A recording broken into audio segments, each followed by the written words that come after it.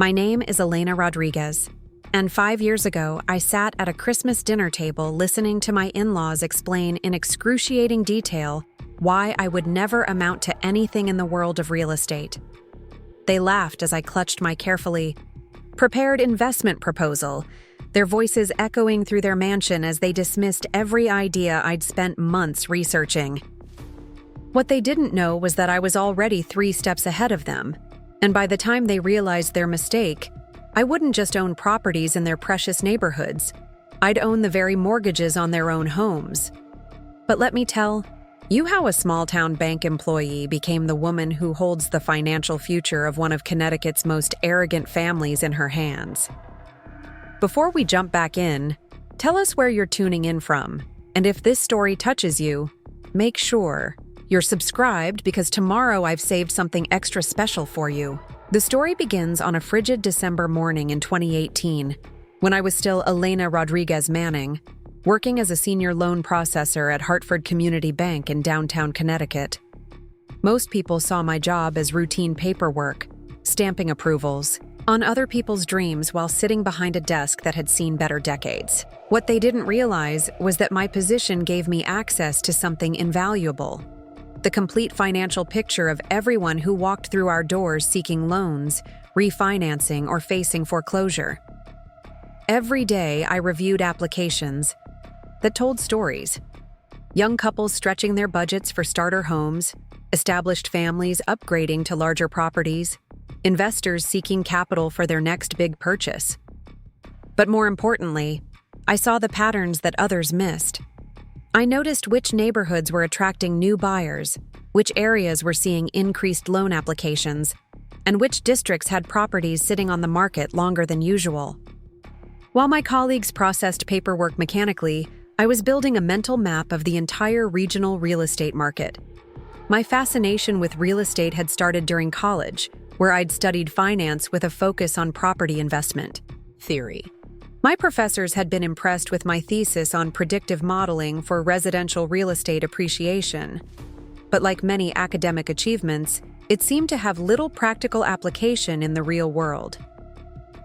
After graduation, the best job I could find was at the bank, where I told myself I was gaining valuable experience in the financial sector while secretly dreaming of something bigger.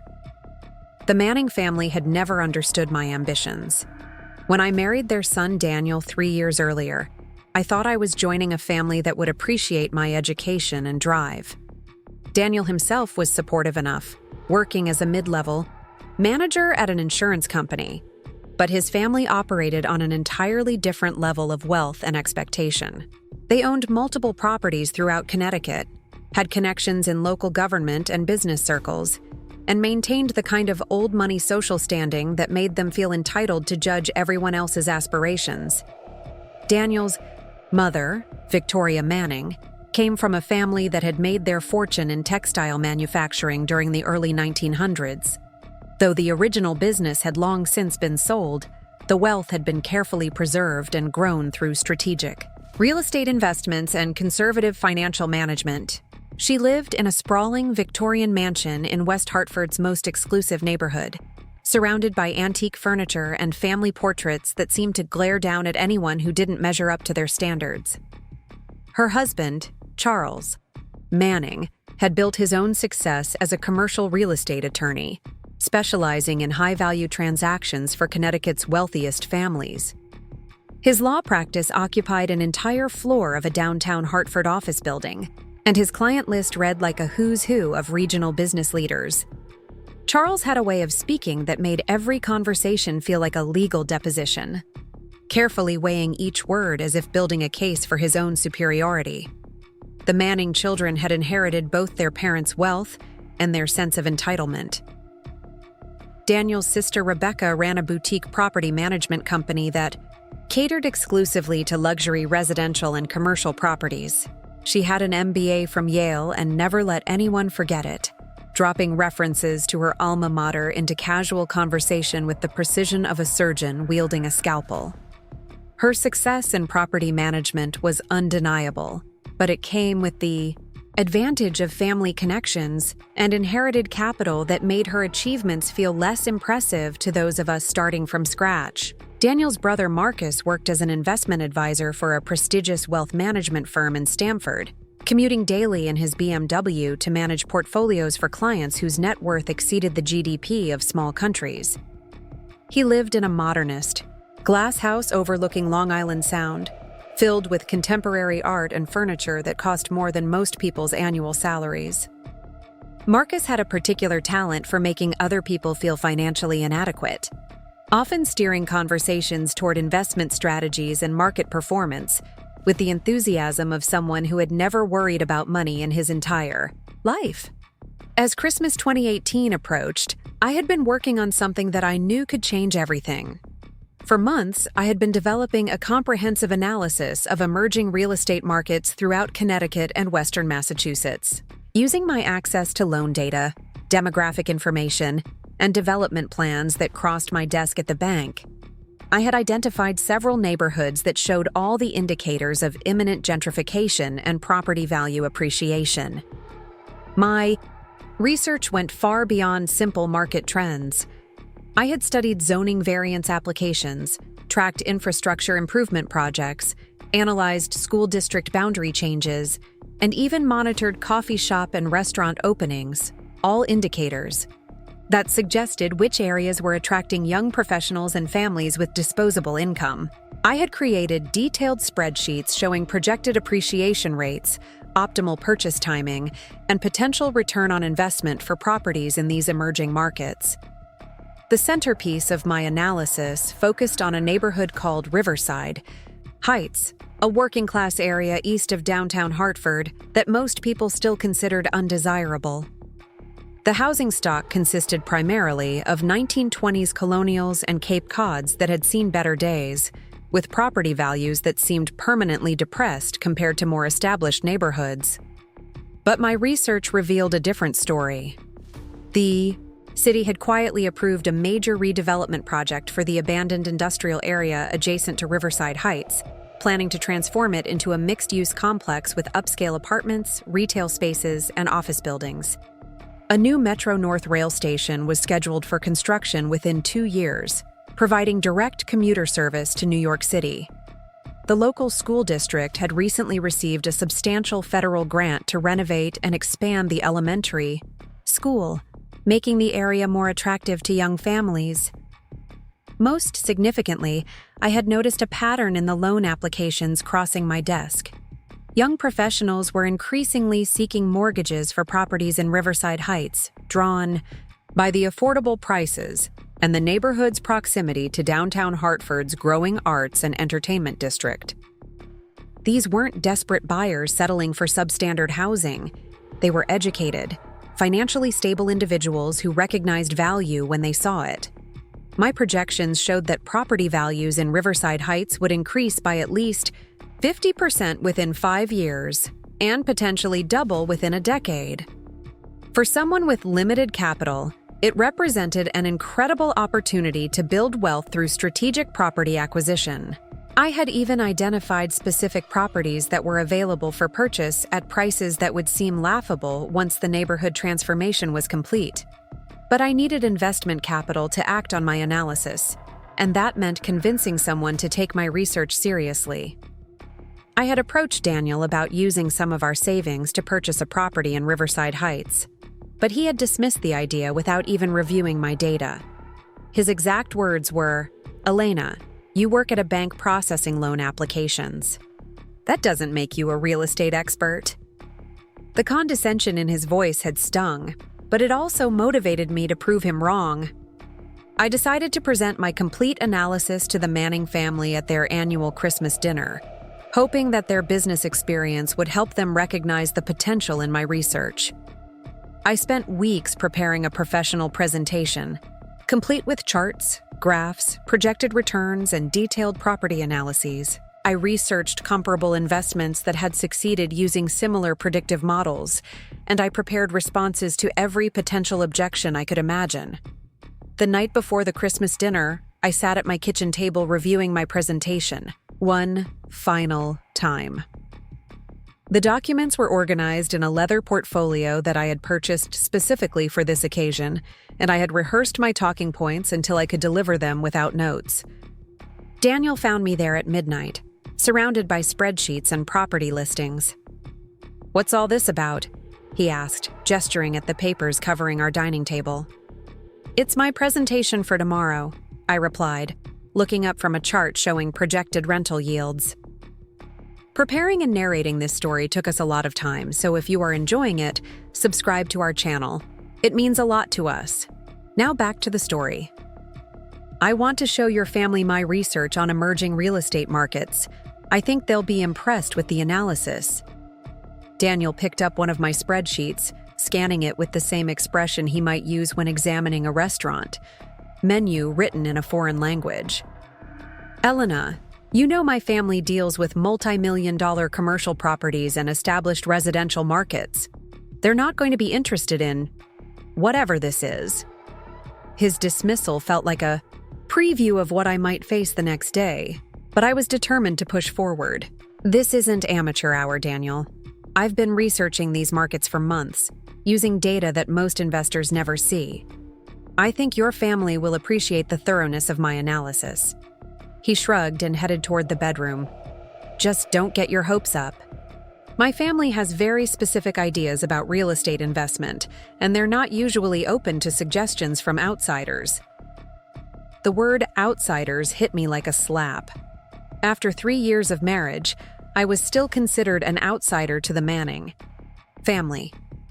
But I was determined to change that perception with the quality of my research and the strength of my investment thesis. Christmas Eve arrived with a dusting of snow that made West Hartford look like a postcard from a more elegant era. The Manning family mansion was decorated with the kind of restrained elegance that money could buy. Tasteful wreaths on every door, subtle lighting that highlighted the home's architectural details, and a Christmas tree in the front window that had clearly been arranged by professionals. I arrived wearing my best dress, a navy blue sheath that I had purchased specifically for Manning family gatherings, and carrying my leather portfolio with the confidence of someone who believed her. Research could speak for itself. Daniel had driven separately from his office Christmas party, leaving me to enter the family gathering alone with my carefully prepared presentation. Victoria Manning greeted me at the door with the kind of smile that wealthy women perfect for social occasions, warm enough to appear gracious, but distant enough to maintain proper boundaries. "Elena, dear, how lovely to see you. Please come in. Everyone's already gathered in the living room." The living room was exactly what you would expect from a family that had been wealthy for generations. Persian rugs covered hardwood floors that gleamed like mirrors. Oil paintings in gilt frames depicted pastoral scenes and stern-faced ancestors, and furniture that had probably been handcrafted in Europe filled the space with an air of established permanence. A fire crackled in the marble fireplace, and crystal glasses filled with expensive wine caught the light from the chandelier overhead. Charles Manning rose from his leather armchair to greet me, his handshake firm but brief. "Elena, good to see you. I trust work at the bank is going well?"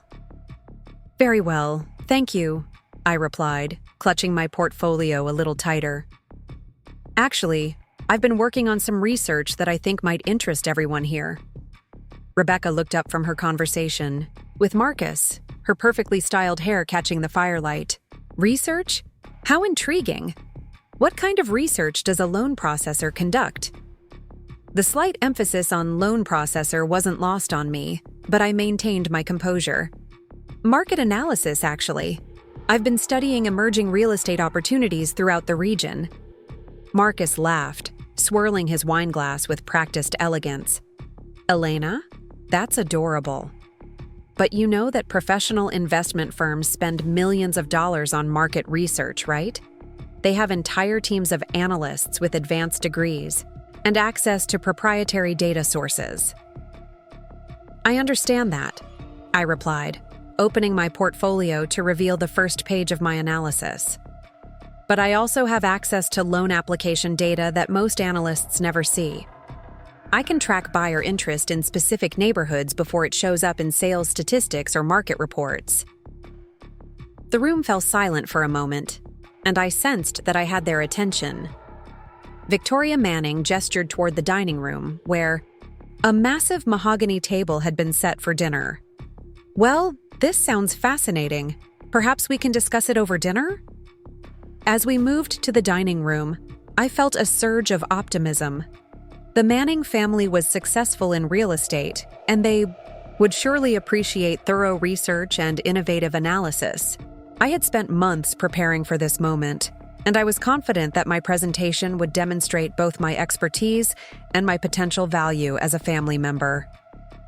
The dining room was even more impressive than the living room, with a table that could easily seat 12 people and a sideboard displaying china that had probably been passed down for generations. Candles in silver holders provided intimate lighting, and the smell of roast beef and Yorkshire pudding filled the air with the warmth of a traditional Christmas dinner. As we took our seats, I noticed that I had been placed at one end of the bar table, somewhat separated from the main conversation.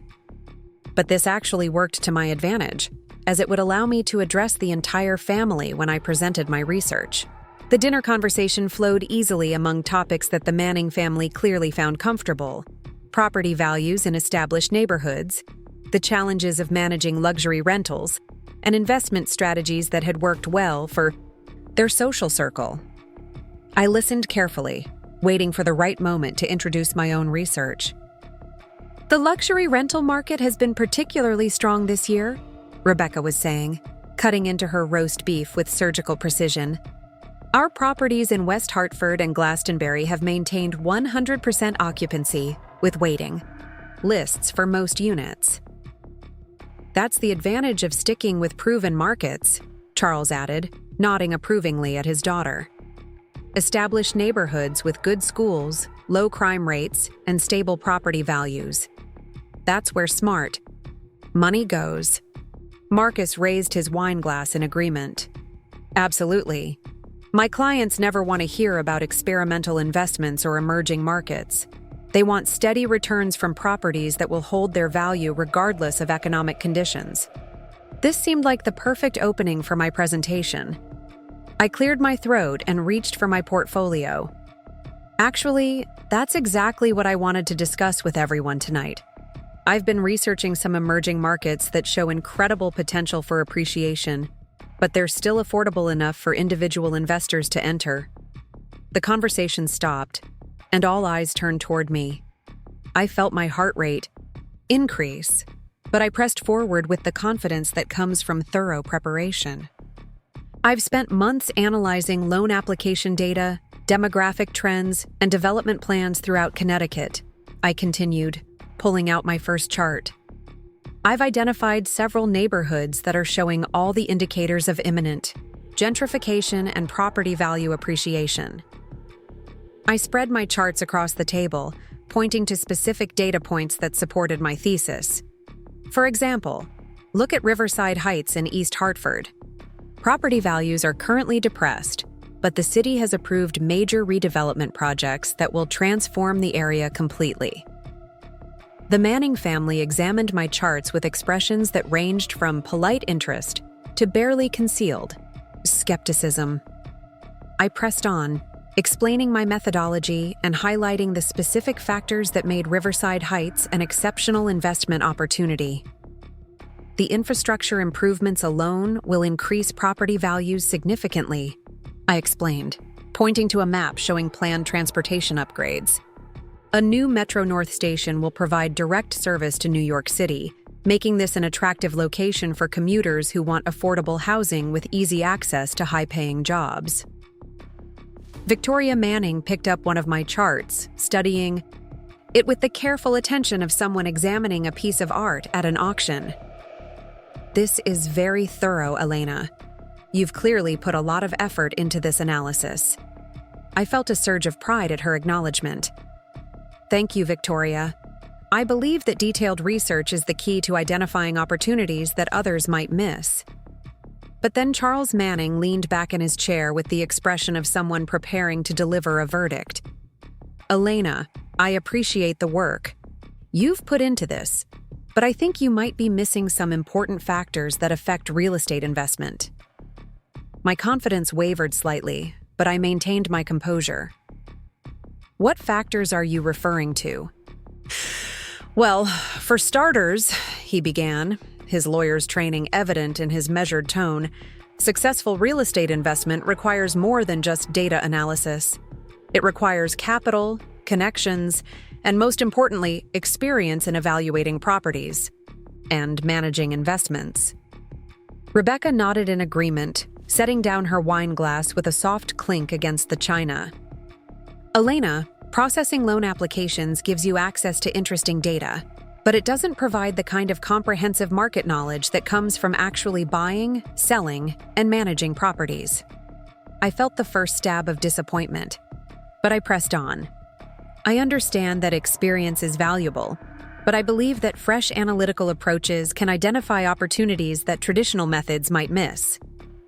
Marcus laughed, not unkindly, but with the patronizing tone of someone explaining something obvious to a child. "Elena, every year thousands of amateur investors think they've discovered the next big thing in real estate. Most of them lose their shirts because they don't understand the complexities of property investment." The conversation was starting to feel less like a business discussion and more like an intervention, but I was determined to make my case. "I'm not talking about amateur speculation. I'm talking about data-driven analysis that identifies measurable factors indicating future appreciation." "But that's exactly what I mean," Charles continued, his voice taking on the authoritative tone he probably used in court. "Real estate investment isn't just about identifying trends. It's about having the capital to act on those trends, the connections to access the best properties, and the experience to avoid the pitfalls that destroy amateur investors."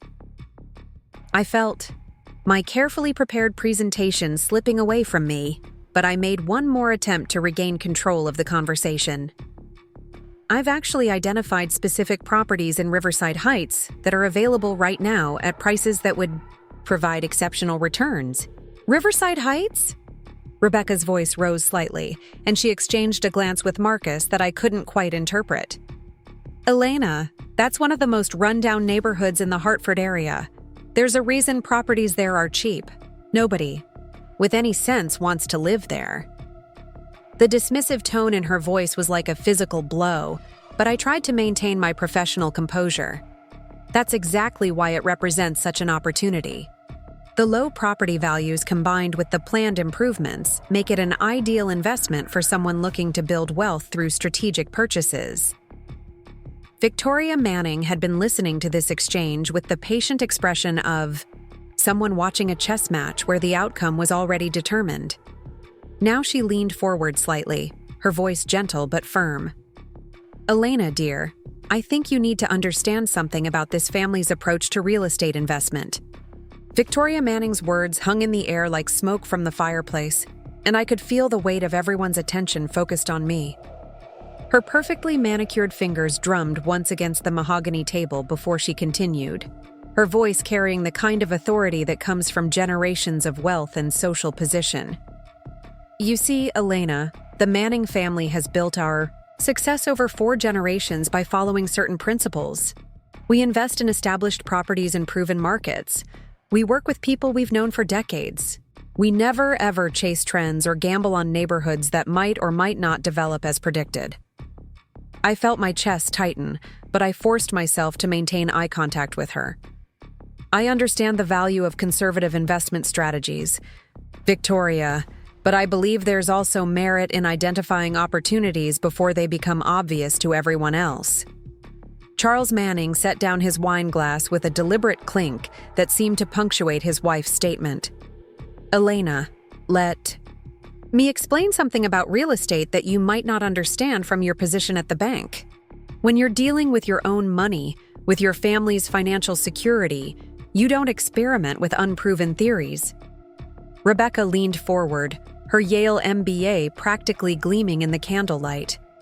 "What my father is trying to say, Elena, is that successful real estate investment requires a level of sophistication that goes beyond spreadsheets and demographic data. It requires understanding market psychology, political connections, and the kind of institutional knowledge that takes decades to develop. I could feel my carefully constructed confidence beginning to crumble, but I made one more attempt to salvage my presentation. I appreciate that experience is valuable, but I believe my analysis demonstrates a systematic approach to identifying value before it becomes widely recognized. The data shows clear patterns that indicate— The data shows what you want it to show, Marcus interrupted, his voice carrying the casual cruelty of someone who had never been told he was wrong about anything important. Elena, I work with professional real estate analysts who have teams of researchers and access to proprietary information that you couldn't even imagine. These people have advanced degrees from Wharton and Harvard Business School, and they still get it wrong half the time. He gestured dismissively at my charts, which suddenly looked amateurish under the warm glow of the chandelier. You think you can outperform professional analysts with loan application data and some charts you made on your home computer? That's not how the real world works. The condescension in his voice was like acid, eating away at the confidence I had built up over months of research. But it was Rebecca who delivered the killing blow, her voice sweet with false concern. Elena, honey, I think what everyone is trying to tell you is that you're operating outside your area of expertise. Processing loan applications is important work, but it doesn't qualify you to make investment recommendations to people who have been successfully investing in real estate for longer than you've been alive. I felt heat rising in my cheeks, but I tried one last time to defend my research. I'm not claiming to be an expert, Rebecca. I'm simply presenting data that I believe indicates significant opportunity in undervalued markets. Undervalued according to whom? Charles asked, his lawyer's instincts kicking in as he began to systematically dismantle my argument. Elena, properties are priced according to current market conditions, not according to speculative projections about future development. Riverside Heights is cheap because it's an undesirable neighborhood with high crime rates, poor schools, and declining infrastructure. Victoria nodded sagely, as if her husband had just explained the fundamental laws of physics. Charles is absolutely right, dear. We've watched ambitious young people lose everything chasing after neighborhoods that they thought were up and coming. The smart money stays with proven winners. I looked around the table at these people who had dismissed months of careful research without even seriously considering my analysis. Daniel had remained silent throughout the entire exchange, apparently content to let his family tear apart his wife's presentation without offering even token support. I understand your concerns, I said, my voice beginning to waver despite my efforts to maintain composure. But I believe the data speaks for itself. The infrastructure improvements and demographic trends clearly indicate— Elena, stop. Victoria's voice cut through my words like a scalpel, and suddenly the entire room fell silent.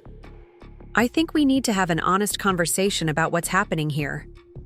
She folded her hands in front of her, the gesture somehow managing to be both graceful and ominous. You've clearly put a lot of effort into this presentation, and I appreciate that. But I think you're fundamentally misunderstanding your role in this family and in the world of real estate investment. My stomach dropped as I realized that this conversation was about to become much more personal than I had anticipated. Elena, dear, you work at a small community bank processing loan applications. That's honest work, and there's nothing wrong with it. But it doesn't make you qualified to advise successful investors on where to put their money. Rebecca picked up one of my charts, examining it with the kind of detached interest that someone might show when looking at a child's art project. These projections are based on wishful thinking rather than realistic market analysis. You're seeing patterns that aren't really there because you want them to be there. But the demographic data clearly shows— I began, only to be cut off again. The demographic data shows whatever you want it to show, Marcus said, his voice dripping with the kind of condescension that comes from absolute certainty. Elena, you've cherry-picked statistics that support your predetermined conclusion. That's not analysis. That's confirmation bias. Charles leaned back in his chair, his expression that of a judge preparing to deliver a verdict. Elena, real estate investment at this level isn't about reading charts and making projections. It's about relationships, reputation, and the kind of institutional knowledge that comes from decades of experience. What Charles means, Victoria continued, her voice taking on the tone of someone explaining something to a particularly slow child, is that successful real estate investment requires resources and connections that you simply don't have. You can't compete with established investors who have teams of professionals and access to the best properties before they ever hit the market. I felt tears beginning to form behind my eyes, but I refused to let them fall. I'm not trying to compete with anyone. I'm simply presenting what I believe is a sound investment opportunity. Based on what qualifications? Rebecca asked, her voice sharp with sudden impatience. Elena, you process paperwork for other people's investments. That doesn't give you the expertise to make your own investment recommendations. The room fell silent again, and I could hear the grandfather clock in the hallway ticking away the seconds. I looked at my carefully prepared charts scattered across the table, and they suddenly seemed pathetic. The desperate attempt of someone trying to prove she belonged in a world that would never accept her. I think, Charles said finally, his voice measured and deliberate, that Elena needs to understand something about the difference between processing loans and actually investing in real estate. He picked up my primary analysis chart, the one that showed projected appreciation rates for Riverside Heights, and held it up to the light as if examining a counterfeit bill. Elena, this chart shows that you expect property values in Riverside Heights to increase by 50% over 5 years. Do you know what professional real estate analysts would call that projection? I shook my head, not trusting my voice to remain steady. They would call it fantasy, he continued, setting the chart down with deliberate care. Elena, if these projections were even remotely accurate, don't you think professional investors would have already identified this opportunity? Do you think you're smarter than every real estate investment firm in Connecticut? Marcus laughed, a sound that seemed to echo through the dining room. Elena, the reason properties in Riverside Heights are cheap is because nobody with any sense wants to live there. The crime rates are terrible, the schools are failing, and the infrastructure is falling apart. You can't just ignore those realities because you found some demographic data that looks promising. But the planned improvements, I started to say. The planned improvements, Rebecca interrupted, are exactly that. Planned. Elena, municipal development projects get delayed, defunded, or canceled all the time. You can't base investment decisions on promises from city planners. Victoria leaned forward, her expression softening slightly as if she were about to deliver bad news to a family member. Elena, I think you need to understand something about your position in this family. You're Daniel's wife, and we love you for that. But you're not a real estate professional, and you're not going to become one by reading loan applications at your bank job. The words hit me like physical blows, each one carefully calculated to diminish my confidence and reduce my ambitions to the level of a hobby that had gotten out of hand. There are certain roles that suit certain people, Charles continued, his voice taking on the authoritative tone he probably used when addressing juries. Elena, you're intelligent and hardworking, but you're not equipped for high-level real estate investment. That requires capital, connections, and experience that you simply don't possess.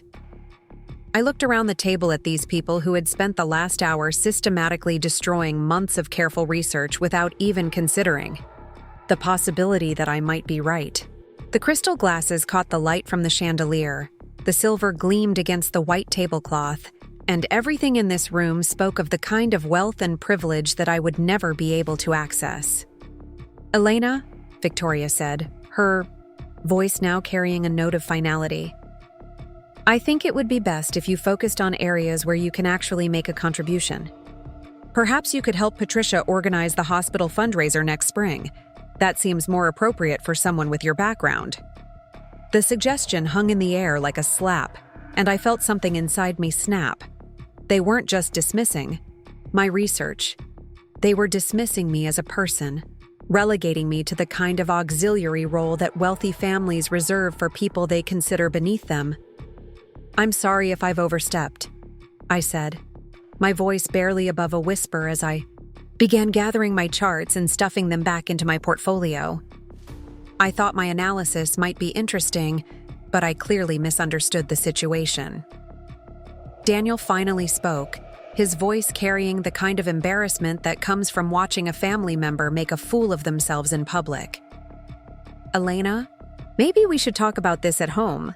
I think everyone's just trying to help you understand how real estate investment actually works. The fact that my own husband was siding with his family against me was the final humiliation." I stood up from the table, clutching my portfolio against my chest like a shield. "Thank you for dinner," I managed to say, though the words felt like ground glass in my throat. "I think I should go home now." "Elena, dear, please don't leave upset," Victoria said, her voice carrying the kind of false concern that wealthy people use when they want to appear magnanimous after destroying someone. "We're just trying to save you from making expensive mistakes." But I was already walking toward the door, my heels clicking against the hardwood floors with sharp, angry sounds that seemed to echo through the mansion. I could hear them talking behind me, their voices carrying the relieved tone of people who had successfully dealt with an awkward situation. "She means well," I heard Rebecca say, but someone needed to explain reality to her. "Poor thing," Victoria replied. "She just doesn't understand how the world works." I drove home through the snowy streets of West Hartford, my hands shaking on the steering wheel and my carefully prepared presentation sitting in the passenger seat like evidence of my own foolishness. The colonial houses that lined the streets seemed to mock me with their expensive windows and perfect landscaping, reminders of the world I had tried to enter and been firmly rejected from. When I arrived at our small ranch house on the outskirts of town, I sat in the driveway for several minutes, trying to process what had just happened. Months of research, weeks of preparation, and years of dreaming had been dismissed in less than an hour by people who had never even seriously considered my analysis.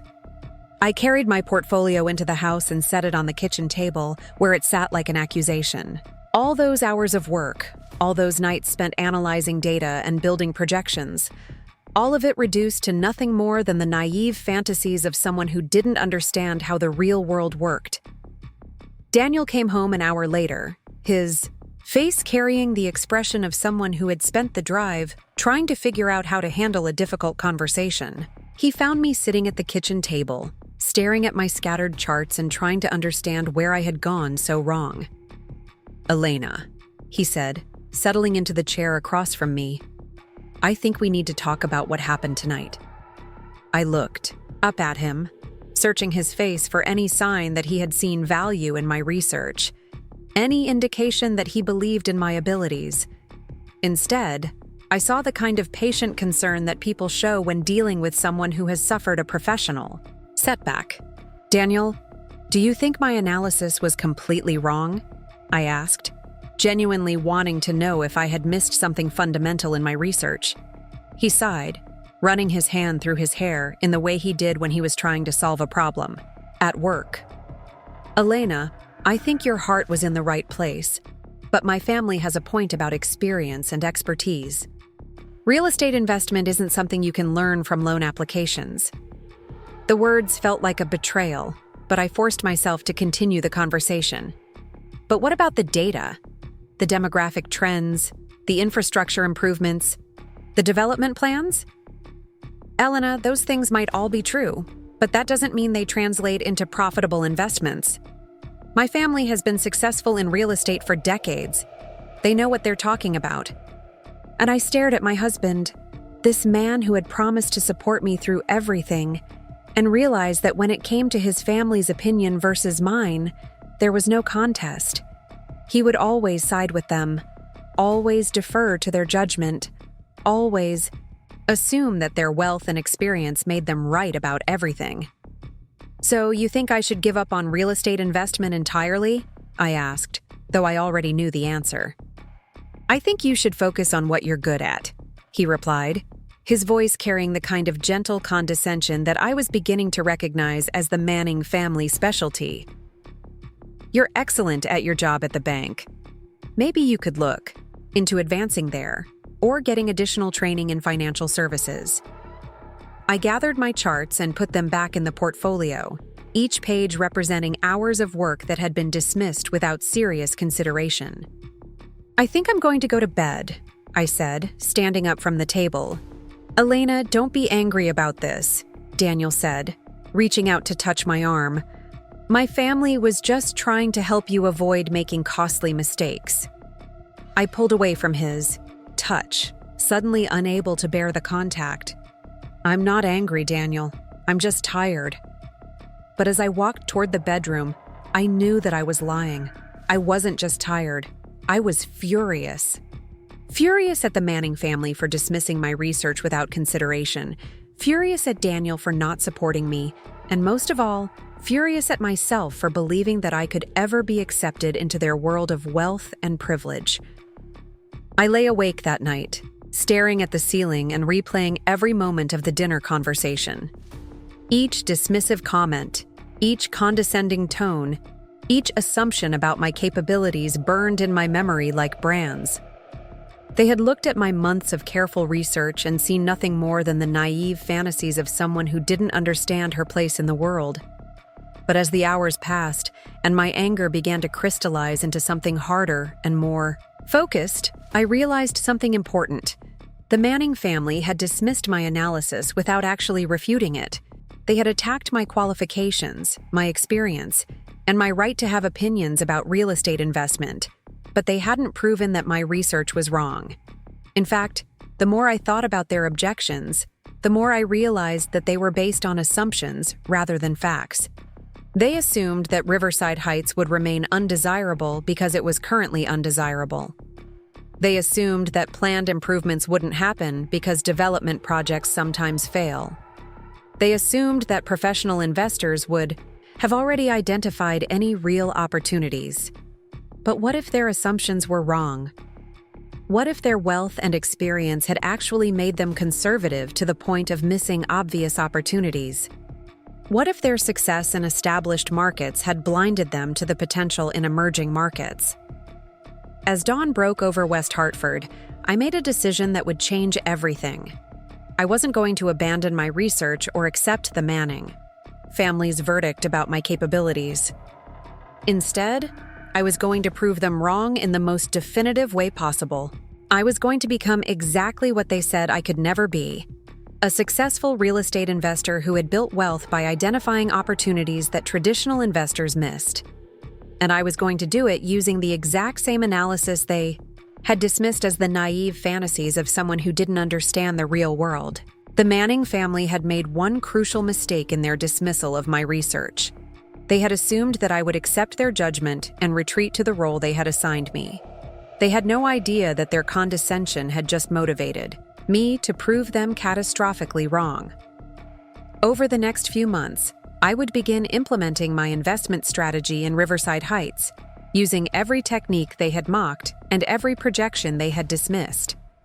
I would build a real estate portfolio that would eventually make their family investments look conservative to the point of timidity. But more importantly, I would document every success, every accurate prediction, and every profitable decision, creating an undeniable record of the expertise they had claimed I could never develop.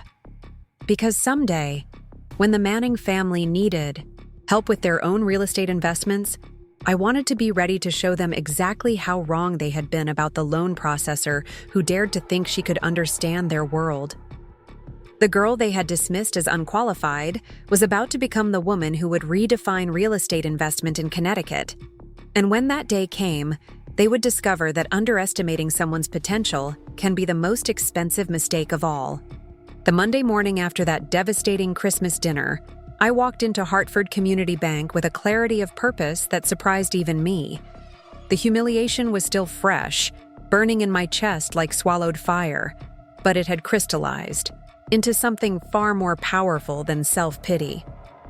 As I settled into my cubicle and powered up my computer, I wasn't just Elena Rodriguez Manning, the loan processor who had been put in her place. I was Elena Rodriguez, future real estate investor, and I had work to do. My first step was to separate my personal finances from Daniel's completely. Over the past 3 years of marriage, we had maintained joint accounts and shared financial decisions, but that arrangement was about to change. I opened new accounts at a different bank, one where I could build my investment capital without interference or unwanted advice from my husband or his family. Every dollar I earned would now be directed toward proving the Manning family wrong about my capabilities. The beauty of my position at the bank was that it provided me with access to information that most potential investors never saw. Every morning, I reviewed foreclosure notices, loan modifications, and refinancing applications that painted a complete picture of the local real estate market's stress points. I could identify properties that were about to become available, homeowners who were struggling with payments, and most importantly, patterns that indicated which neighborhoods were experiencing financial distress versus which were showing signs of recovery. Within 2 weeks of the Christmas dinner, I had identified my first target property. It was a 1920s colonial in Riverside Heights that had been sitting on the market for 6 months, listed at $45,000. The property needed significant renovation work, but it had good bones and sat on a corner lot that would be valuable once the neighborhood transformation began. The seller was motivated, the price was right, and according to my analysis, it represented exactly the kind of opportunity that the Manning family insisted didn't exist. I scheduled a viewing for the following Saturday, driving to Riverside Heights with a mixture of excitement and nervousness that I hadn't felt since my first job interview. The neighborhood looked exactly as I had expected from my research. Working-class houses that had seen better days, some showing signs of neglect, others maintained by owners who clearly cared about their community despite its reputation. The colonial I was interested in sat at the corner of Maple and 3rd Street, its white paint peeling and its small front yard overgrown with weeds. But I could see past the surface issues to the underlying value. The house had a solid foundation, original hardwood floors that could be refinished, and architectural details that would be attractive to the young professionals I expected to move into the neighborhood over the next few years. The seller was an elderly woman named Mrs. Patterson, who had inherited the property from her sister and wanted to liquidate it quickly to pay for her own medical expenses. She met me at the house with the tired expression of someone who had shown the property to dozens of potential buyers, who had walked away after seeing the amount of work required. "It needs fixing up," she said apologetically as we walked through the empty rooms. "My sister lived here for 40 years, but she wasn't able to keep up with maintenance in her final years." I nodded, making notes about necessary repairs while calculating potential costs in my head. "Mrs. Patterson, has anyone made offers on the property?" "A few," she sighed, "but they all wanted me to come down on the price because of the work that needs to be done. I understand it's not in perfect condition, but I can't afford to take much less than what I'm asking." I spent an hour going through the house room by room, examining the plumbing, checking the electrical system, and assessing the structural integrity. The foundation was solid, the roof was in decent condition, and most of the necessary repairs were cosmetic rather than structural. According to my calculations, I could purchase the property, complete the renovations, and still have an investment that would appreciate significantly once the neighborhood development began. "Mrs. Patterson," I said as we finished the tour, "I'd like to make an offer." Her face brightened immediately. "Really? What kind of offer?" "Full asking price," I replied, "with a cash closing in 2 weeks." The relief on her face was immediate and profound. "Oh my goodness, are you serious? You don't want me to reduce the price for repairs?" "No, ma'am. I understand exactly what this property needs, and I'm prepared to take it as is. We shook hands on the front porch of what would become my first real estate investment, and I drove home with a satisfaction that I hadn't felt since before the Christmas dinner.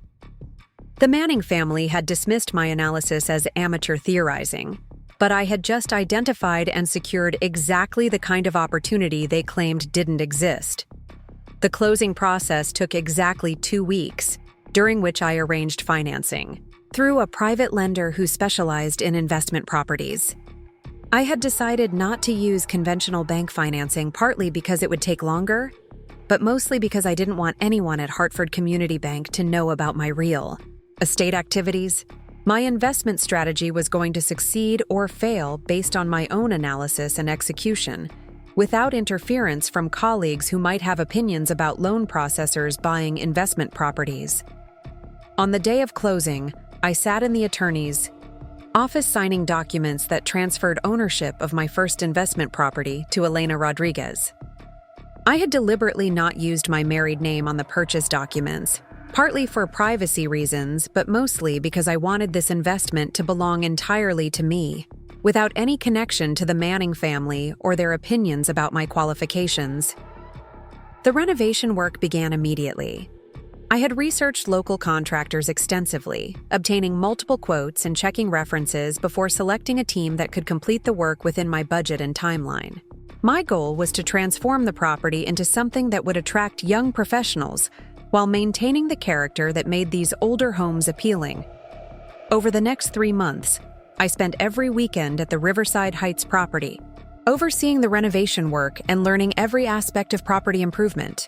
I refinished the hardwood floors myself, working late into the evening with sanders and stain that left my hands permanently dirty but saved thousands of dollars in contractor costs.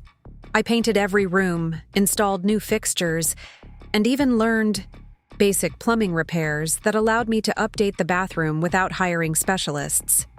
The transformation was remarkable. The same house that had sat empty for 6 months became a showcase of what these older properties could become with proper attention and investment. The original hardwood floors gleamed. The walls were painted in modern colors that highlighted the architectural details, and the kitchen had been updated with new appliances and fixtures that maintained the home's character while providing contemporary functionality. But the real vindication came when I listed the renovated property for rent. Within 1 week, I had 12 applications from young professionals who were exactly the demographic I had predicted would be attracted to Riverside Heights. The rent I was able to command was 30% higher than comparable properties in the area, and I selected a tenant who was a software developer commuting to Hartford's growing tech sector. The cash flow from the rental property covered the mortgage payment, taxes, insurance, and maintenance costs, while providing a small profit that I immediately reinvested into identifying the next opportunity. But more importantly, the successful renovation and rental proved that my analysis had been correct about the neighborhood's potential and the market demand for quality housing in emerging areas. While I was transforming my first investment property, I continued monitoring the real estate market through my position at the bank. The patterns I had identified were becoming more pronounced, with loan applications in Riverside Heights increasing by 20% over the previous year. Young professionals were indeed beginning to discover the neighborhood, attracted by the affordable housing prices and the convenient location near downtown Hartford. My second investment opportunity came 4 months after the first. It was a Cape Cod-style house 3 blocks from my first property, owned by a family who had relocated to Florida and wanted to sell quickly. The asking price was $38,000, and the property needed less renovation work than my first purchase. I was able to close on the property within 3 weeks and complete the necessary improvements in 6 weeks. This time, I decided to sell rather than rent, curious to test the appreciation potential that had been the foundation of my original analysis. I listed the renovated Cape Cod for $62,000, a price that reflected both the improvements I had made and the neighborhood's increasing desirability. The property sold within 2 weeks to a young couple who worked in Hartford's financial district and had been priced out of more established neighborhoods. The profit from that sale, combined with the cash flow from my rental property, gave me the capital to accelerate my investment activities. I established a systematic approach to identifying opportunities, using my access to bank data to track properties that were likely to become available before they hit the open market. I built relationships with local real estate agents who understood my investment criteria and would notify me immediately when suitable properties became available. By the first anniversary of the Christmas dinner that had changed everything, I owned 4 properties in Riverside Heights and had sold 2 others at significant profits. My investment portfolio had grown from zero to over $200,000 in value, and I was generating monthly cash flow that exceeded my salary at the bank. Every projection I had made in my original analysis was proving accurate, sometimes even exceeding my most optimistic estimates. The neighborhood transformation was becoming visible to anyone who cared to look. New businesses were opening on the main commercial street. Young families were moving into renovated houses, and property values were increasing at exactly the rate I had predicted. The infrastructure improvements that the Manning family had dismissed as unlikely were beginning to materialize, with construction starting on the new Metro North station and road improvements that would enhance the area's connectivity to downtown Hartford. But the most satisfying validation came when I began to see other investors discovering Riverside Heights. Real estate agents who had initially been skeptical about the neighborhood's potential were now actively marketing properties there to their clients. Investment companies that had previously ignored the area were beginning to purchase properties, driving up prices and confirming the appreciation trends I had identified. I documented every aspect of my investment activities, maintaining detailed records of purchase prices, renovation costs, rental income, and sale proceeds. I created updated versions of the same charts and projections that the Manning family had dismissed, showing actual results alongside my original predictions. The data told an unambiguous story of successful investment strategy based on careful analysis rather than established connections or inherited wealth. My success in Riverside Heights gave me the confidence to expand into other emerging neighborhoods throughout the Hartford area. I identified similar patterns in 3 other communities, each showing the same indicators of impending gentrification that I had originally spotted in Riverside Heights. I began purchasing properties in these areas, applying the same systematic approach that had worked so well in my initial investments. The renovation and management of multiple properties required me to develop new skills and relationships. Learn to coordinate contractors, manage tenant relationships, and navigate the regulatory requirements of rental property ownership. I established partnerships with reliable contractors who understood my quality standards and timeline requirements, and I built a network of professional services that could handle everything from property management to tax preparation. Within 18 months of that Christmas dinner, I had transformed from a loan processor with ambitious theories into a legitimate real estate investor with a growing portfolio of profitable properties. I had proven every aspect of my original analysis, demonstrating that systematic research and careful execution could identify opportunities that traditional investors missed. But my success was creating unexpected complications in my personal life.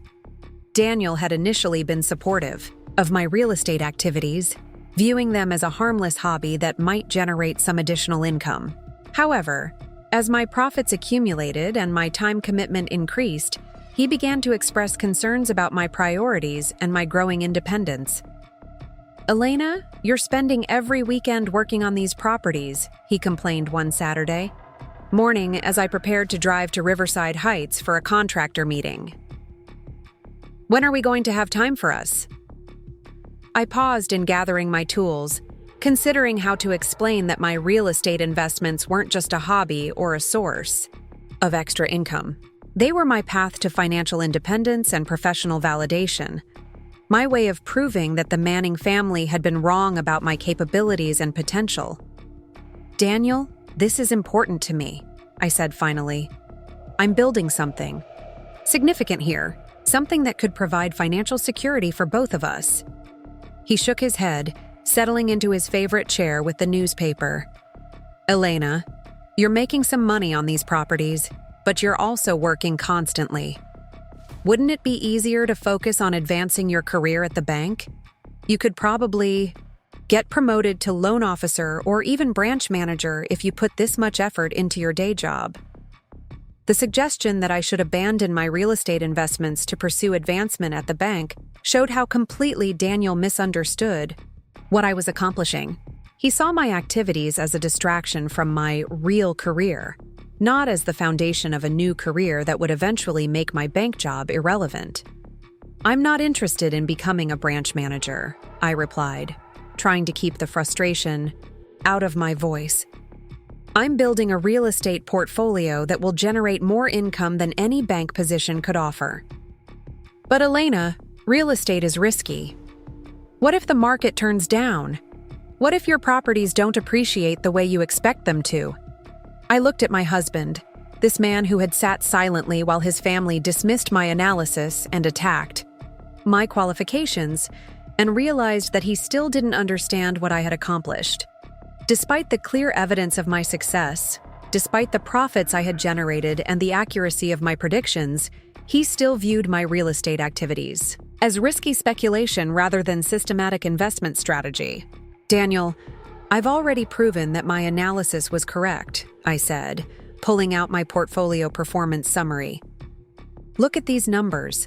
Every property I've purchased has either generated positive cash flow or sold at a significant profit.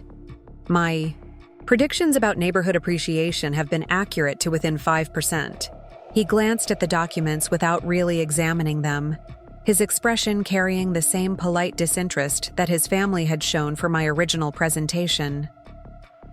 "That's great, Elena, but past performance doesn't guarantee future results. Maybe you should consider scaling back while you're ahead." The conversation ended there, but it marked the beginning of a growing distance between us. Daniel wanted me to remain the loan processor who had ambitious theories, but knew her place in the world. I had become someone who was proving those theories, correct through systematic execution and growing financial success. My relationship with the Manning family had also changed, though they remained largely unaware of my real estate activities. At family gatherings, they continued to treat me with the same polite condescension they had always shown, occasionally asking about my job at the bank, but never inquiring about my other activities. They had no idea that the woman they had dismissed as unqualified was building a real estate portfolio that would soon exceed their own family investments. The irony wasn't lost on me. While they maintained their traditional approach to real estate investment, focusing on established properties in proven markets, I was generating superior returns by identifying opportunities in emerging neighborhoods. The conservative strategies they had championed were producing steady but modest returns, while my supposedly naive approach was creating wealth at a rate that would have impressed even Charles Manning's most successful clients. As my second year of real estate investing drew to a close, I made a decision that would accelerate my path to financial independence. I resigned from Hartford Community Bank to focus on real estate investment full-time. The decision wasn't easy, as my bank job had provided both steady income and access to valuable market information, but my real estate activities were now generating sufficient cash flow to support my living expenses while providing capital for continued expansion. My resignation surprised my colleagues at the bank, most of whom viewed my job as secure and respectable employment that shouldn't be abandoned for entrepreneurial pursuits. But I had reached the point where my real estate investments required more attention than I could provide while maintaining a full-time job elsewhere. The transition to full-time real estate investing allowed me to accelerate my acquisition activities and expand into new markets. I began purchasing properties in 3 different cities, each selected based on the same demographic and development analysis that had guided my initial investments in Riverside Heights. I also began exploring commercial real estate opportunities, applying my systematic approach to small office buildings and retail properties that showed similar patterns of undervaluation and potential appreciation. By the second anniversary of the Christmas dinner that had changed my life, I owned 12 properties across 4 cities, had sold 8 others at substantial profits, and was generating monthly cash flow that exceeded what most people earned in annual salaries. My net worth had grown from essentially zero to over $800,000, and I was on track to become a millionaire within the next 2 years. But perhaps the most satisfying aspect of my success was that I had achieved it using exactly the analysis and strategies that the Manning family had dismissed as amateur theorizing. Every neighborhood I had identified as undervalued was experiencing the appreciation I had predicted. Every demographic trend I had highlighted was proving accurate. Every investment principle I had tried to explain at that Christmas dinner was generating the returns I had projected. The loan processor who had been told she didn't understand real estate investment had become one of the most successful independent real estate investors in Connecticut. And I was just getting started. The phone call came on a Tuesday morning in March, exactly 4 years after that Christmas dinner had changed the trajectory of my life. I was sitting in my new office, a converted historic bank building in downtown Hartford that I had purchased and renovated to serve as headquarters for Rodriguez Real Estate Holdings, when my assistant informed me that Daniel was on the line. "Elena." His voice carried a strain I had never heard before. "I know we haven't spoken since the divorce was finalized, but I need to ask you something. My family is in serious financial trouble, and we need help from someone who understands real estate finance." I leaned back in my leather chair, looking out at the Hartford skyline where 3 of my commercial properties were visible, their renovated facades gleaming in the morning sun. The irony of this moment wasn't lost on me. The Manning family, who had once dismissed my expertise so completely, was now seeking help with the very subject they had claimed I could never understand. "What kind of trouble, Daniel?" I asked, keeping my voice professionally neutral. "It's complicated," he replied, and I could hear papers rustling in the background. "The family's property investments have been struggling since the economics downturn. Several of our commercial tenants have defaulted. We've had vacancy issues with the luxury residential properties, and some of our loans are coming due for renewal." I pulled up my computer screen, where I maintained detailed files on every significant real estate transaction in the Hartford area. The Manning family's financial difficulties hadn't escaped my notice. Through my network of real estate professionals and my relationships with local banks, I had been tracking their declining fortunes with the same systematic attention I applied to all market intelligence. "How serious are we talking, Daniel?" "Serious enough that we might lose some properties if we can't restructure our financing," he admitted. "Elena, I know you've done well with your real estate investments. I was wondering if you might know someone who could help us. Maybe someone who deals with distressed properties or complicated financing situations." I almost laughed at the delicious irony. Not only were they asking for my help, but Daniel still had no idea of the true scope of my success. To him, I was still someone who had done well with a few rental properties, not the woman who now controlled one of the largest privately held real estate portfolios in Connecticut. "I might be able to arrange something," I said carefully. "What kinds of properties are we talking about?" Daniel spent the next 20 minutes detailing the Manning family's financial crisis. Their luxury property management business had been devastated by the pandemic, with commercial tenants unable to pay rent and wealthy residential tenants relocating to suburban areas. The family's concentration in high-end properties, which they had always considered a strength, had become a critical vulnerability when the luxury market collapsed. More importantly, they had leveraged their properties heavily during the boom years, taking out loans against their equity to fund additional purchases and lifestyle expenses. Now, with property values declining and rental income reduced, they were facing margin calls and loan renewals that they couldn't afford to meet. The properties at risk included the family mansion in West Hartford, Rebecca's luxury condo development in downtown Hartford, Marcus's waterfront investment properties, and several commercial buildings that had been the foundation of the family's wealth for decades. The total debt exposure was over $4 million, secured by properties that were now worth less than the outstanding loan balances. "The banks are being completely unreasonable," Daniel continued, his voice carrying the frustration of someone accustomed to having financial problems solved by family connections. They're demanding immediate payment of loans that have been current for years, just because the collateral values have declined. I made notes as he spoke, cross-referencing his information with my own knowledge of the local banking sector. The Manning family's problems were more severe than even Daniel realized. Several of their loans had been packaged and sold to investment companies that specialized in distressed debt, making renegotiation much more difficult than dealing with traditional banks. Daniel, this sounds like a situation that would require significant expertise in distressed real estate and complex financing, I said. The kind of help you need isn't cheap, and it's not guaranteed to succeed. We understand that, he replied quickly. Elena, we're desperate enough to pay whatever it costs if someone can help us save the family properties. After ending the call, I sat in my office contemplating the perfect symmetry of this situation. 4 years ago, the Manning family had dismissed my real estate analysis as amateur theorizing by someone who didn't understand how the industry really worked. Now, their adherence to traditional investment strategies had led them to the brink of losing everything, while my supposedly naive approach had generated wealth that exceeded their entire family portfolio. But the situation was even more delicious than Daniel realized. Through a series of strategic acquisitions over the past 2 years, I had been quietly purchasing distressed debt from banks and investment companies throughout Connecticut.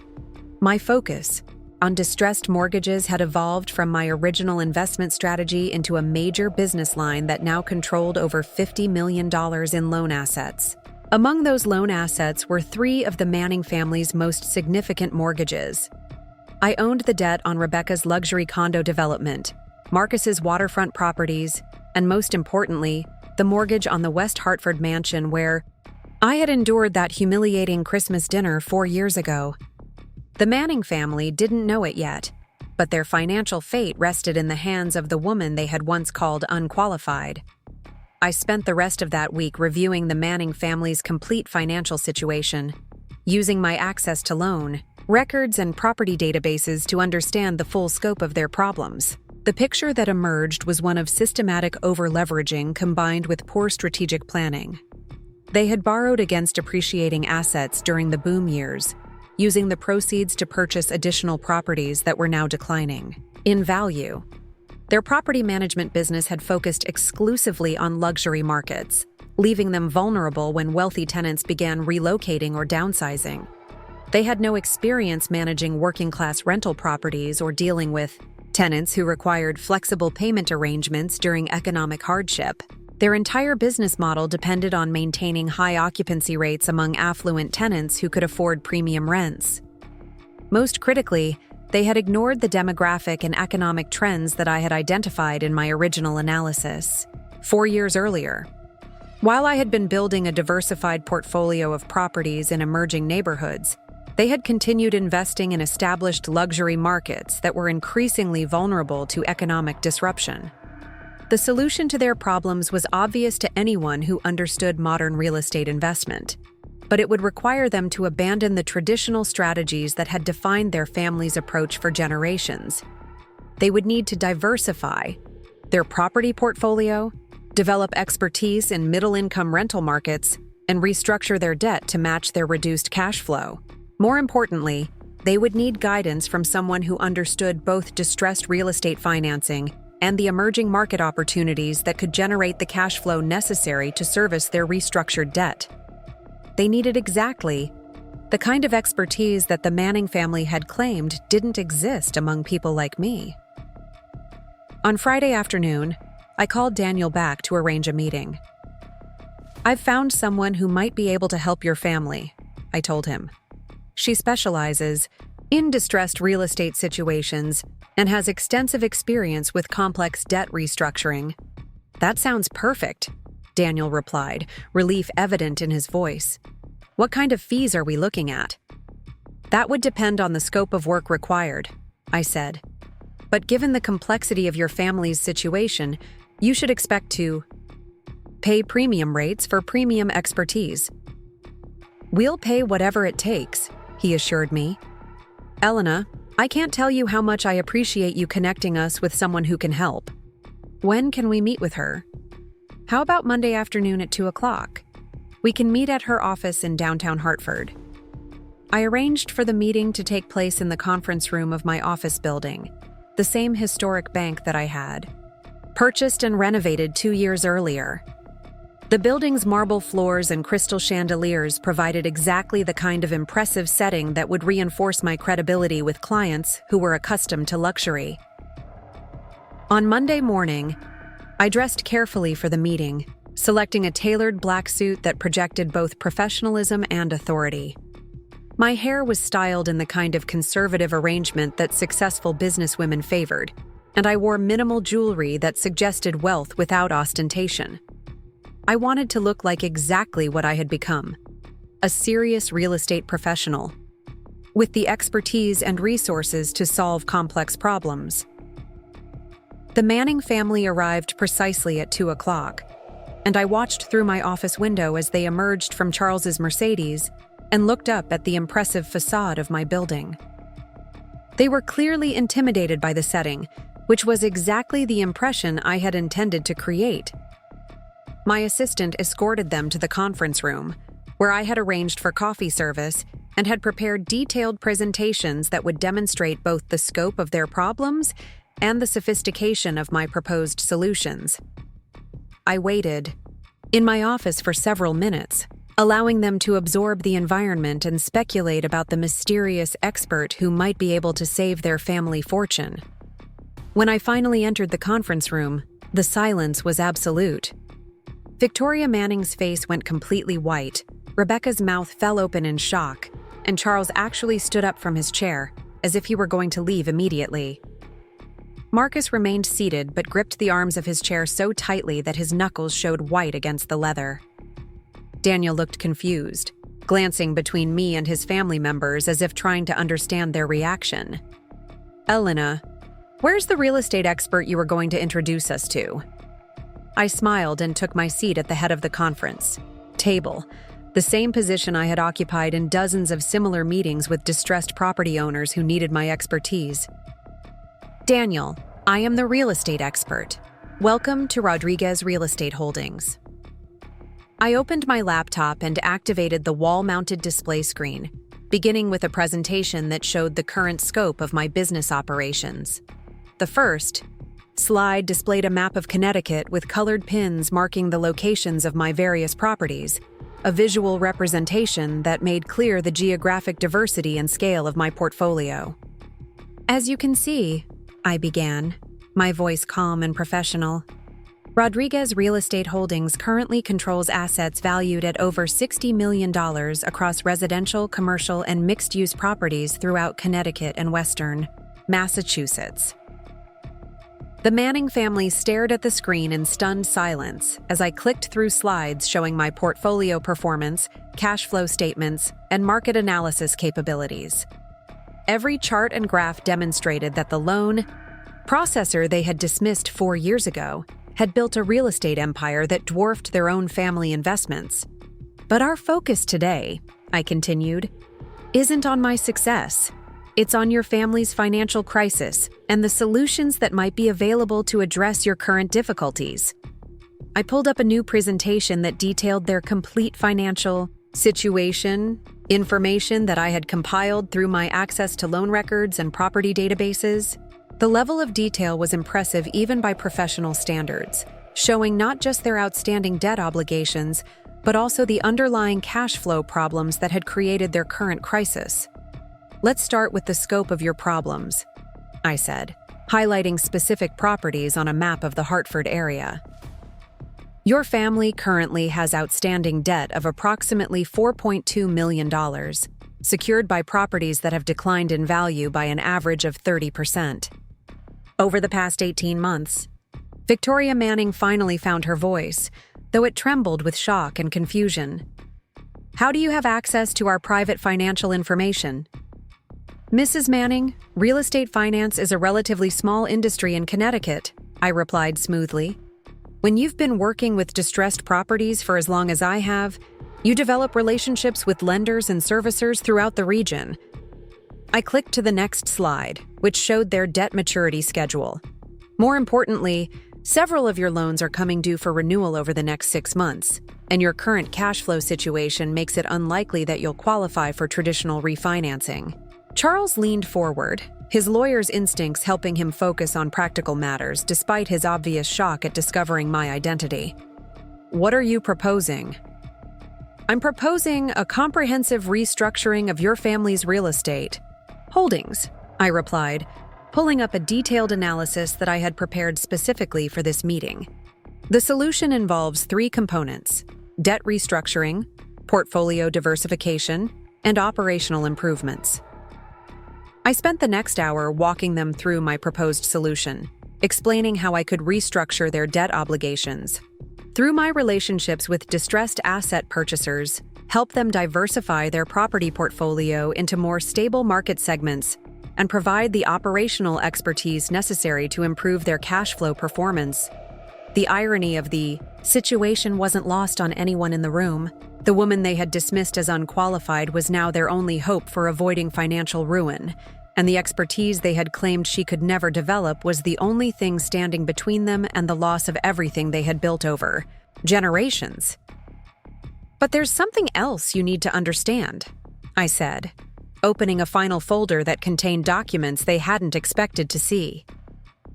My interest in your family's situation isn't purely professional.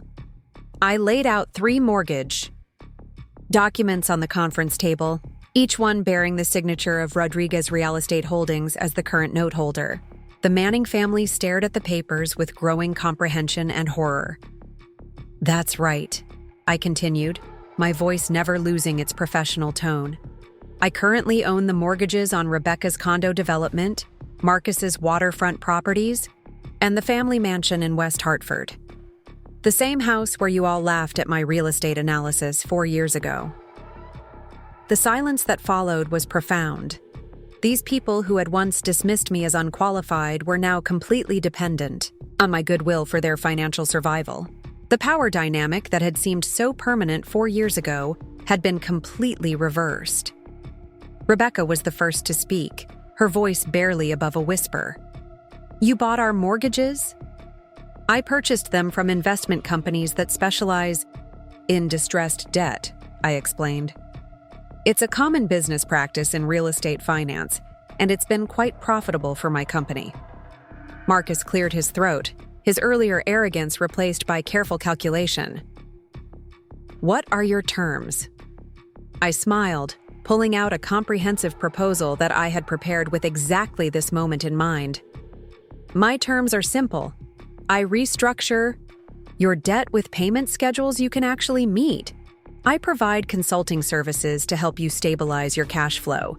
And in return, you acknowledge publicly that the real estate analysis you dismissed 4 years ago was not only correct, but prophetic.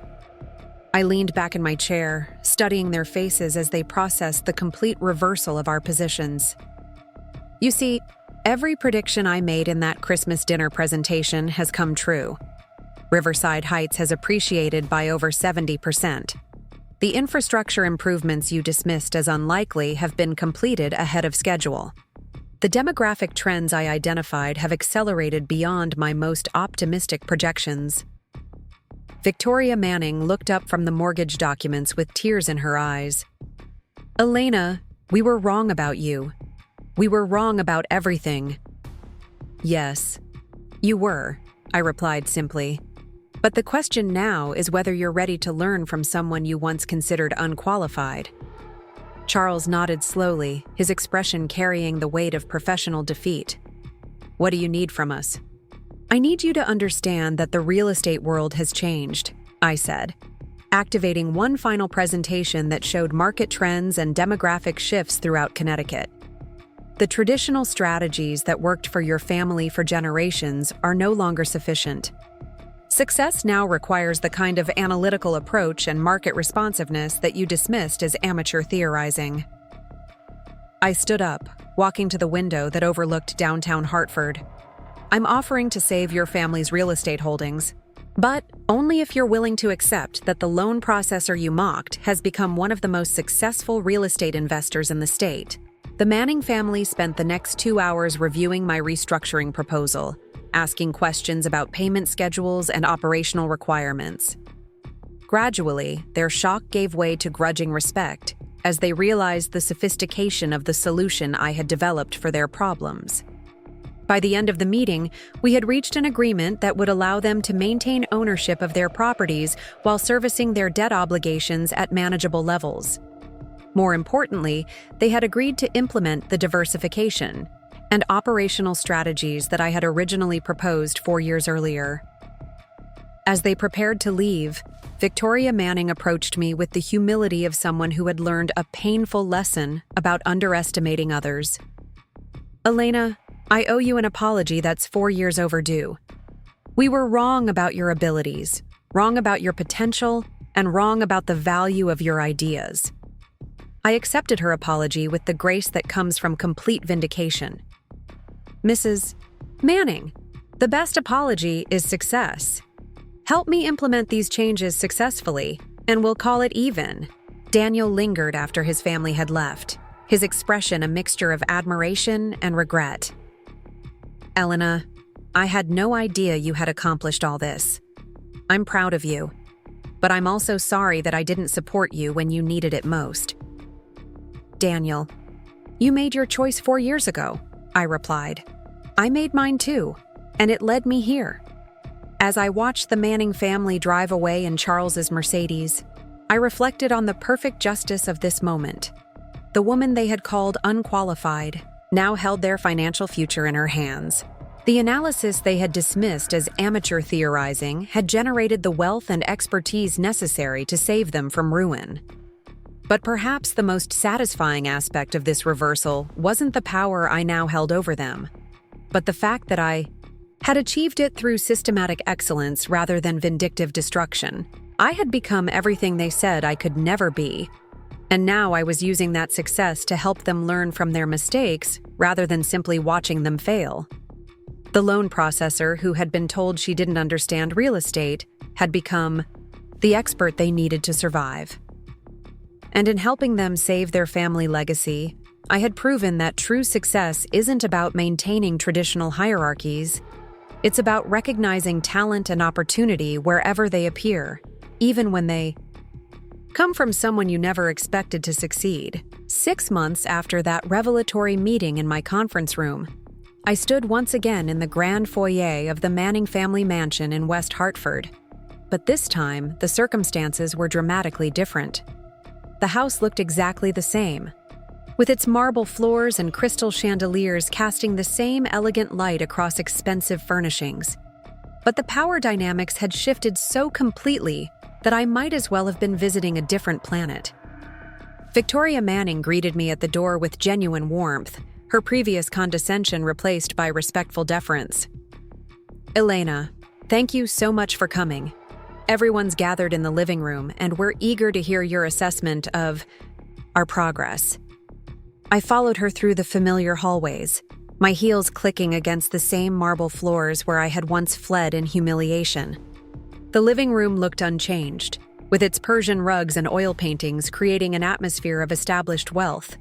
But the family members gathered there bore little resemblance to the confident, dismissive people who had mocked my analysis 5 years earlier. Charles Manning rose from his leather armchair, extending his hand with the careful respect that successful people show to those who hold power over their fate. "Elena, I've reviewed the quarterly reports you requested. I think you'll be pleased with our progress. Implementing your recommendations." Rebecca looked up from her laptop, where she had been working on rental applications for middle-income properties that would have been beneath her consideration a year earlier. Her expensive designer clothes had been replaced by practical business attire, and her expression carried the focused intensity of someone who had learned to work for her success rather than inherit it. Marcus sat at the dining room table, which had been converted into a makeshift office space covered with property management documents and tenant screening forms. The man who had once dismissed my demographic analysis was now using similar research, methods to identify emerging rental markets throughout Connecticut. The transformation was remarkable, but it hadn't been easy. The Manning family had spent the past 6 months learning to manage properties in working-class neighborhoods, dealing with tenants who required payment flexibility and maintenance issues that luxury properties rarely experienced. They had discovered that successful real estate investment required hands-on management skills rather than just inherited capital and social connections. "Let's review where we stand," I said, settling into the chair that had once belonged to the head of their family hierarchy. "Charles, what's the current status of your debt restructuring?" He consulted his notes with the careful attention of someone whose financial survival depended on accuracy. "All 3 major loans have been successfully restructured with the payment schedules you negotiated. We're current on all obligations, and the cash flow projections show we should be able to maintain these payments indefinitely." I nodded approvingly. The debt restructuring had been complex, requiring me to coordinate with multiple lenders and investment companies to create payment schedules that matched their reduced income. But the real challenge had been convincing the Manning family to accept the operational changes necessary to generate sufficient cash flow. "Rebecca, how's the property diversification program progressing?" She pulled up a spreadsheet on her laptop, her fingers moving across the keyboard with practiced efficiency. "We've successfully converted 12 luxury units into middle-income rentals, and we're maintaining 95% occupancy rates. The rental income per unit is lower, but the stability is much better than what we experienced in the luxury market." The conversion process had required significant renovation, work to create affordable housing that still met quality standards.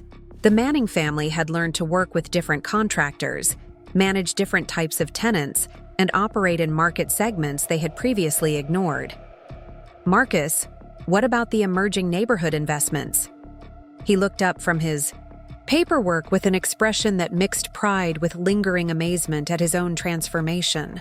"We've purchased 6 properties in Riverside Heights and 2 in the Oakwood district, using exactly the analytical methods you demonstrated in your original presentation. Early results suggest we'll see the appreciation rates you predicted." The irony wasn't lost on any of us. Marcus was now implementing the same investment strategies he had once ridiculed, purchasing properties in the same neighborhoods he had dismissed as undesirable. The demographic trends and infrastructure improvements I had identified were proving as accurate as I had predicted, generating returns that exceeded their traditional luxury market investments. Victoria approached me with a folder containing financial statements and performance reports. "Elena, I wanted you to see our overall portfolio performance since we began implementing your recommendations." I reviewed the documents carefully, comparing current results to the projections I had developed during our initial restructuring discussions. The Manning family's portfolio was not only surviving, but beginning to thrive under the diversified strategy I had recommended. Their total property values had stabilized despite the overall market decline. Their rental income had become more predictable through geographic and demographic diversification, and their debt service coverage ratios were approaching levels that would allow them to consider expansion opportunities. "These results are impressive," I said, setting down the financial reports. "You've successfully transitioned from a luxury-focused strategy to a diversified approach that's much more resilient to market fluctuations." Charles leaned forward, his expression carrying the intensity of someone who had learned important lessons through near financial ruin. "Elena, we couldn't have accomplished this without your guidance. The strategies you recommended 5 years ago weren't just good ideas, they were essential for survival in today's market." The transformation extended beyond their investment strategies to their entire approach to real estate business. The Manning family had learned to research markets systematically, analyze demographic trends, and identify opportunities based on data rather than assumptions. They had developed operational expertise in property management, tenant relations, and renovation oversight. More importantly, they had learned to value ideas regardless of their source, recognizing that innovation often comes from unexpected places rather than established authorities. The hierarchical thinking that had once defined their family culture had been replaced by a collaborative approach that encouraged input from everyone involved in their business operations. "There's something else we wanted to discuss with you," Victoria said, her voice carrying a note of nervous anticipation. "We've been talking as a family about ways to acknowledge what we learned from this experience." Rebecca pulled out a document that appeared to be professionally prepared. "Elena, we want to establish a scholarship program for young women pursuing careers in real estate and finance. We're calling it the Rodriguez Innovation Scholarship, and we want you to help us design the selection criteria." I examined the scholarship proposal, which outlined a program that would provide financial support and mentorship opportunities for women entering the real estate industry. The funding would come from a portion of the Manning family's rental income, ensuring that their success would directly benefit others who might face similar challenges. "This is a thoughtful gesture," I said, genuinely moved by their recognition of the broader implications of our experience. "But why focus specifically on women in real estate?" Marcus answered, his voice carrying the weight of personal reflection. "Because we realized that our dismissal of your ideas wasn't just about inexperience or qualifications. It was about assumptions we made based on gender and social position. We want to help other women avoid the barriers we created for you." The scholarship program represented more than just financial assistance. It acknowledged that talent and innovation could emerge from anyone, regardless of their background or position in traditional hierarchies. The Manning family was using their restored success to address the systemic issues that had led to their initial dismissal of my capabilities. "I'd be honored to help design the scholarship program," I replied. "But I have some conditions for my continued involvement with your family's real estate activities." Charles straightened in his chair, his lawyer's instincts recognizing the importance of what was about to be discussed. "What conditions?" "First, I want a formal acknowledgement that the real estate analysis I presented 5 years ago was not only correct, but ahead of the curve thinking that could have prevented your financial crisis if it had been implemented immediately." Victoria nodded without hesitation.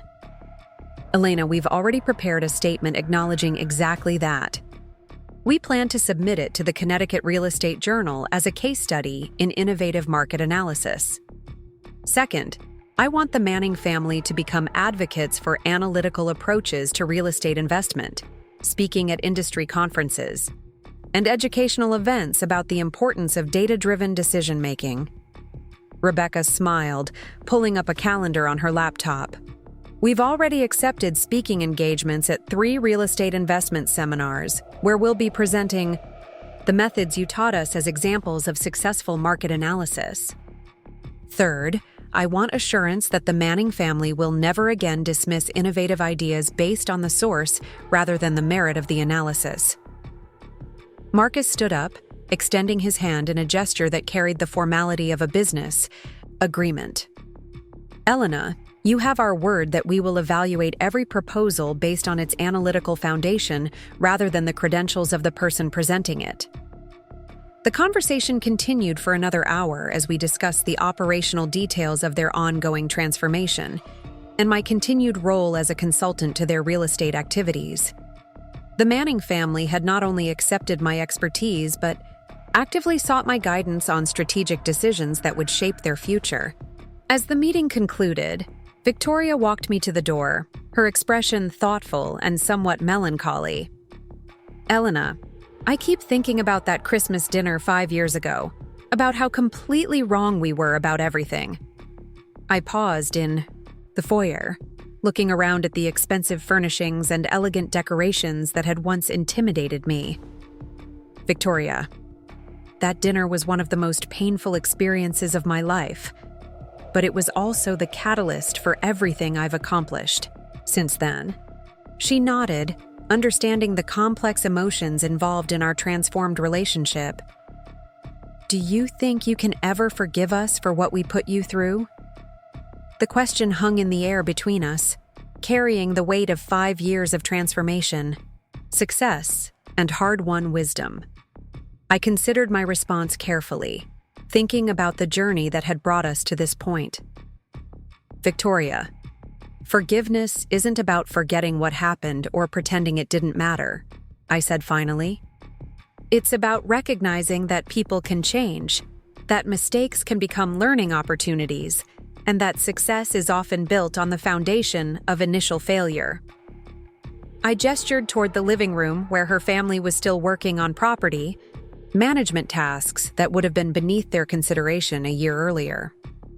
Look at what you've all accomplished in the past 6 months. You've learned new skills, developed new perspectives, and built a more sustainable business model than you had before.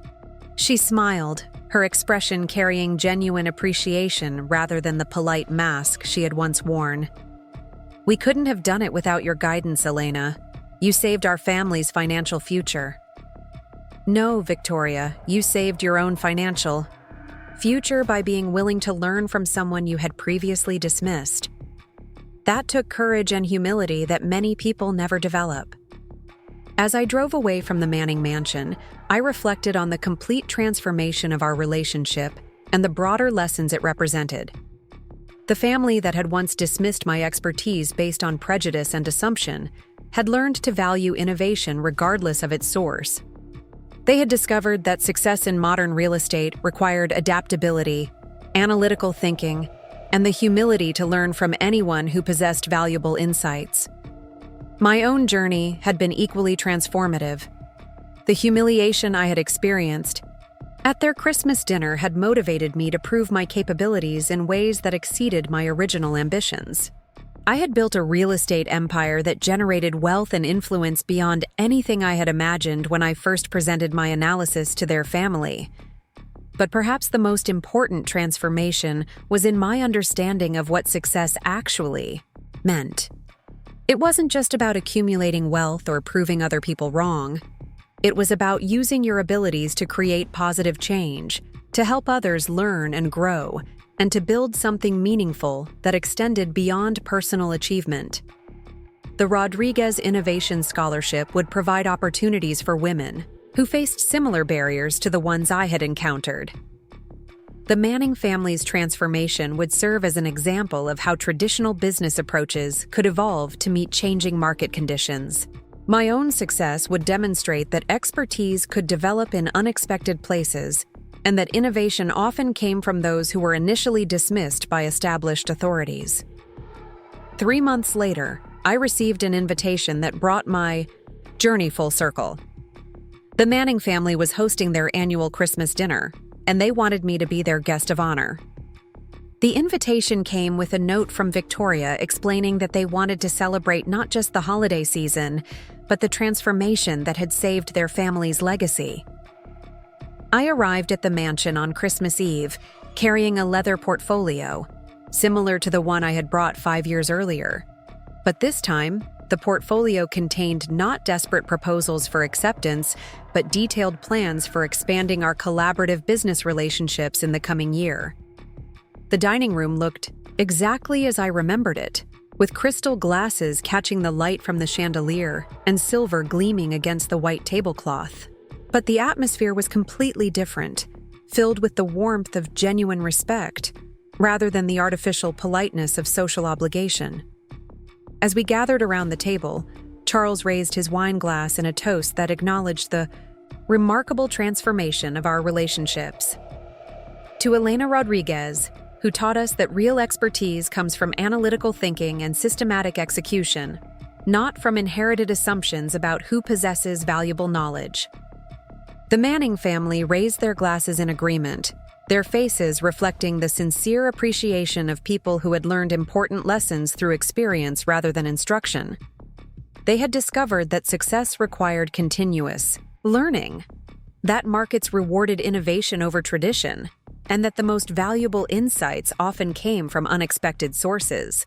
Victoria stood up, her voice carrying the authority of someone who had learned to recognize and acknowledge expertise wherever she found it. Elena, 5 years ago, we made the mistake of dismissing your analysis based on our prejudices rather than evaluating it based on its merit. Tonight, we want to formally acknowledge that your predictions were not only accurate, but prophetic. She handed me a framed document that had been signed by every member of the Manning family. It was a formal apology and acknowledgement that my original real estate analysis had been sophisticated, accurate, and ahead of its time.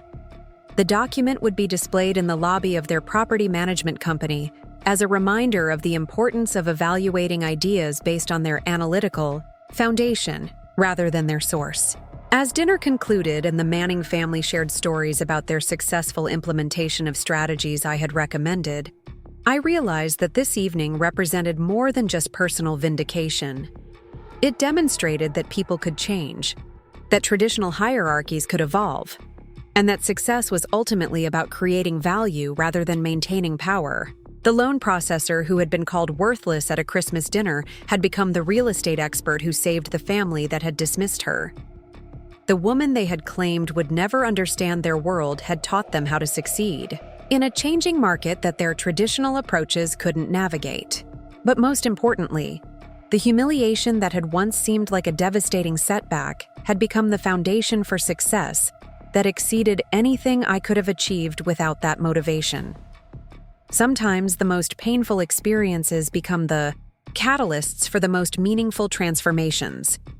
The Manning family had learned that expertise could develop anywhere, that innovation often came from unexpected sources, and that success required the humility to recognize valuable insights. Regardless of their origin, I had learned that true success wasn't about proving others wrong, but about building something meaningful that created positive change for everyone involved. As I drove home from that Christmas dinner, I carried with me not just the satisfaction of complete vindication, but the deeper fulfillment that comes from using success to help others learn and grow. The Rodriguez Innovation Scholarship would help other women overcome similar barriers. The Manning family's transformation would serve as an example of adaptive business strategies, and my own journey would demonstrate that initial dismissal could become the foundation for extraordinary achievement. The worthless daughter-in-law had become the mortgage holder who chose grace over revenge, education over humiliation, and collaboration over domination. Sometimes the best victories are the ones that lift everyone up rather than tearing anyone down. Up next, you've got 2 more standout stories right on your screen. If this one hit the mark, you won't want to pass these up. Just click and check them out.